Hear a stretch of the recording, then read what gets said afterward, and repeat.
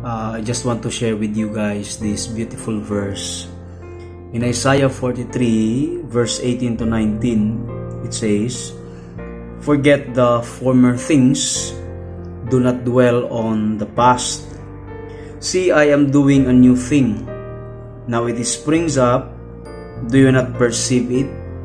I am making a way in the wilderness and streams in the wasteland." Two things. First, forget the former things, do not dwell on the past.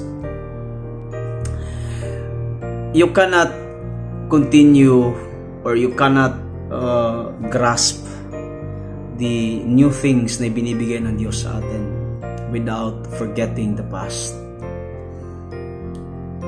You need to understand that God is doing a new thing in your life, in your family, in your business, in your work. God is doing a new thing.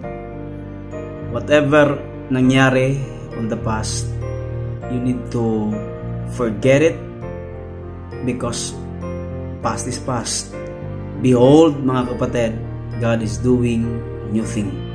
Pangalawa, I am making a way in the wilderness and streams in the wasteland. Take note na hindi tinanggal ng Diyos ang wilderness at hindi tinanggal ng Diyos ang wasteland. Pero ang sabi niya, in your wilderness, God will make a way. In our wasteland, God will make a stream. So this coming year 2024, itong 2024 na ito, I can assure you, hindi tatanggalin ng Diyos ang ating wilderness at ang ating wasteland. Hindi tatanggalin ng Diyos ang mga balakid sa buhay na meron tayo.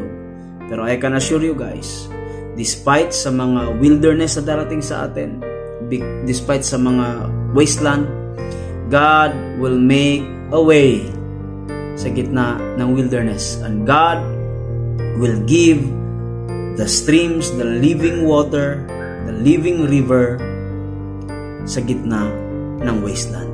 Mga kapatid, sa taong ito, panghawakan po natin ang pangako ng Diyos na kailanman ang Diyos ay hindi nagpapabaya sa kanyang mga anak. God bless. Pagpalain po tayo sa loob ng isang buong taon. God bless you.